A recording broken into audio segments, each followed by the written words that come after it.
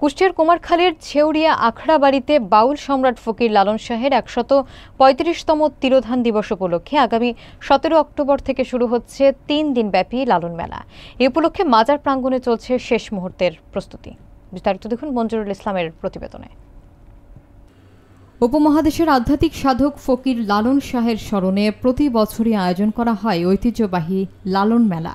এবছরও পহেলা কার্তিক থেকে ৩ দিনব্যাপী এই মেলা শুরু হবে কুষ্টিয়ার কুমারখালীর ছেউরিয়া আখড়া বাড়িতে। সংস্কৃতি বিষয়ক মন্ত্রণালয় এবং জেলার প্রশাসনের সহযোগিতায় লালন একাডেমির আয়োজনে মেলার প্রতিদিন থাকছে আলোচনার সভা এবং লালন সঙ্গীতানুষ্ঠান। সরেজমিনে দেখা গেছে মেলা শুরুর আগেই মাজার প্রাঙ্গণে ভক্ত অনুসারীদের ভিড় জমতে শুরু করেছে।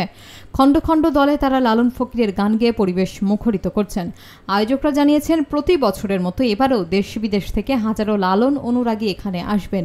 স্থানীয়রা আশা করছেন লালন মেলার মাধ্যমে আধ্যাত্মিক সাধক ফকির লালন শাহের জীবন দর্শন এবং দর্শনভিত্তিক গান নতুন প্রজন্মের কাছে পৌঁছে যাবে, যা সমাজে মানবতা এবং সাম্যের চেতনা জাগ্রত করবে। সাবেক নির্বাহী সদস্য এবং নবপ্রাণ আন্দোলনের একজন সক্রিয় সদস্য, আমার জীবদ্দশায় আমি সাইজির বাণী নিয়ে এই যাবৎকাল গান বাজনা করে আসছি এবং আমার অনেক ছেলে মেয়ে আমি তৈরি করার আশা পোষণ করেছিলাম। কিছু কিছু ছেলে পেলেকে তৈরি করতে পেরেছি।